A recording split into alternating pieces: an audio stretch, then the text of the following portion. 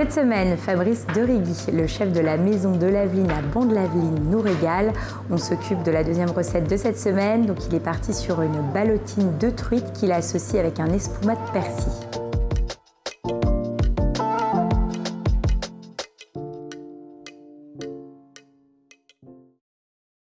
Donc là, tu as une truite.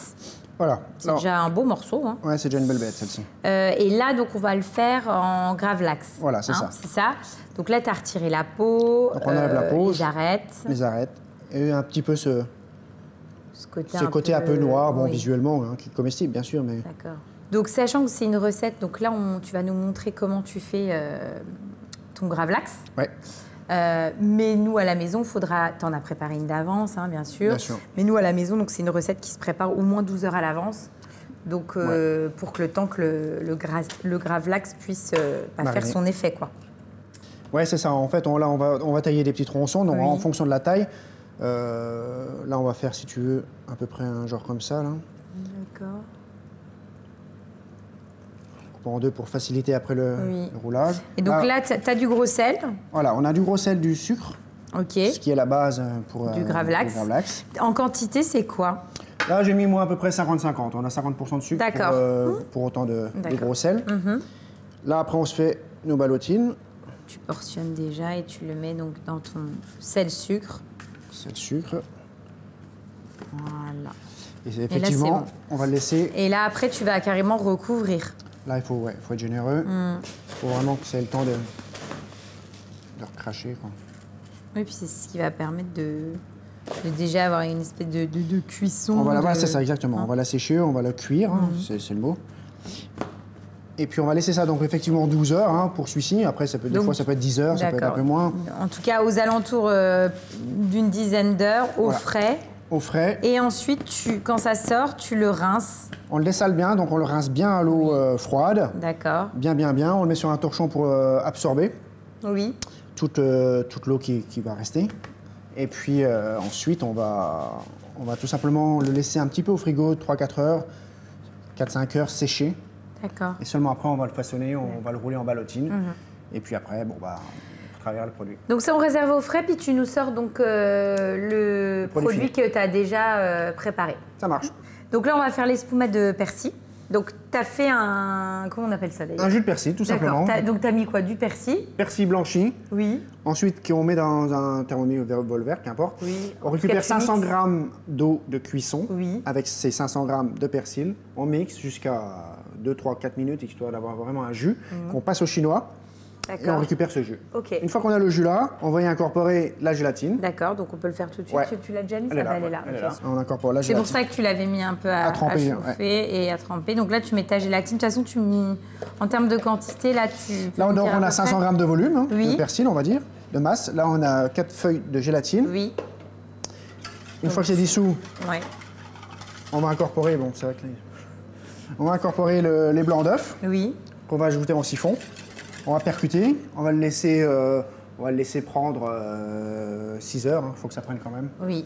Et puis après, on aura notre espumade. D'accord. Donc là, tu rajoutes en quantité de blanc d'œuf, là, pour 500 grammes. D'accord. Donc en gros, 500 grammes de masse de jus de persil. Ça peut être un... Voilà, là, on a fait ça peut être ce qu'on veut, ou un mélange. 4 feuilles de gélatine. 4 feuilles de gélatine et 100 grammes de blanc d'œuf. Sel, on rajoute, on rectifie bien sûr toujours les assaisonnements. Sel et puis après, voilà. On met en siphon. On va le mettre là. Une cartouche parce que je prends un petit. Voilà. Donc là, on le met tout de suite en siphon. Il faut le mettre surtout avant qu'il fige, quoi. Et toi, tu en as préparé d'avance, on utilisera celui que tu as préparé parce que ça a besoin de prendre, quoi, tout simplement. Tout simplement. Super. Donc là, comme tu me disais, là, c'est persil, mais on aurait pu très bien faire un jus de... Aux herbes aromatiques, l'estragon. Hop. Et après, on va le mettre au frais. Et on récupérera celui que tu as préparé pour nous. Exactement. Donc là, c'est la ballotine que tu avais préparée en amont. Hein. Donc là, on va la couper. Simplement la couper. En fonction de ce qu'on veut faire, on coupe plus ou moins des grosses tranches. Hein. Et donc là... Donc on va se faire des petits trucs comme ça. Ah, super. Ça, c'est pareil, hein, c'est très simple. Hein. On fait ça en amont, puis après... Oui, tu... Au niveau travail, il y a juste à dresser après. Allez, on est bon. Donc là, ce qu'on va faire, on va rouler ça dans de la nette. Alors c'est pareil, on pourrait partir sur... Ah ouais, pour avoir vraiment un côté visuel un peu impactant, puis donner un peu ces côtés herbacés. Pour enlever un petit peu le gras, casser un peu le gras de la truite. Donc, ah, super. Oui, ça permet d'apporter un coup de fraîcheur et de stopper un petit peu, comme tu dis, le côté assez gras. Riche, quoi. Ouais. Même si c'est du bon gras. Ah non, mais c'est vrai. Ouais, c'est vrai. Attends, tout le monde le dit. Ensuite, on va se mettre les gaufres. Donc ça, c'est une gaufre salée. Gaufre basique salée, voilà. D'accord. Ici, on a la préparation d'une crème, c'est un fromage frais. Oui. Tout simplement, on a mis des échalotes, on a mis un peu d'aneth, il y a un peu de tomates, il y a des oignons rouges. Là, on est dans la fraîcheur. Et un petit peu de vinaigre de riz aussi pour donner un petit peu d'acidité. D'accord. Là, ce qu'on fait tout simplement, on va en mettre un tout petit peu pour coller la gaufre. La gaufre. D'accord.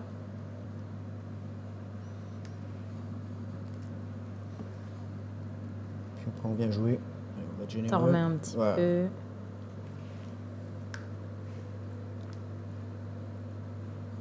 Oui, c'est vraiment ce qui va assaisonner.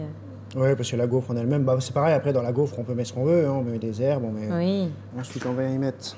Donc là, c'est des petits œufs de truite pour rappeler le côté... le côté de la truite. Iodé. Et en plus, la couleur est top. Et ça se marie bien. Tu rajoutes des petites herbes. Si tu veux, je le fais. Vas-y. Comme ça, je t'aide. Hop là. On va rajouter ensuite, zeste. Donc un petit coup de zeste de citron vert. Une fois de plus, encore pour la fraîcheur. Et on vient finir avec notre espuma, qui va donner encore un petit peu de fraîcheur. Après, voilà. C'est vraiment un plat d'été. Et on est prêt. Et on goûte. On fait comment? Alors là, c'est quoi les conseils du chef pour déguster? C'est chacun pour soi. D'accord. Et Dieu pour tous. On prend un petit peu de saumon. Oui. Allez, on fait... Ça, c'est un espèce de petit condiment, tu vois. On mange la gaufre après. Alors, on commence par ça.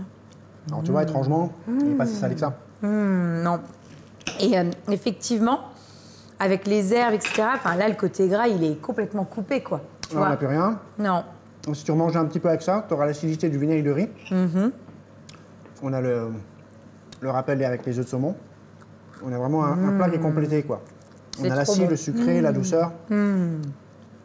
C'est divin, puis avec la petite gaufre, tu as quand même le petit côté croustillant, croquant. Et ça change du pain. Voilà. Habituellement, tu vois, tu as forcément des pains, un truc un peu après, croquant. Là, la gaufre, c'est pas mal l'alternative. C'est vraiment très très bon, c'est très frais. Et finalement, c'est relativement facile et rapide. Il faut juste la préparer en amont, la recette. C'est tout. Voilà, il faut mais au dressage, pour le coup, après, c'est bon. Il n'y a rien à faire, après, c'est juste un petit peu de... Non, c'est top. Je valide, franchement, j'adore. On fait quoi ensuite? Alors après, on va passer sur on va rester sur de l'été, un filet de maquereau juste flambé à la flamme, au chalumeau, et puis avec un petit méli-mélo de courgettes et crème paprika fumée.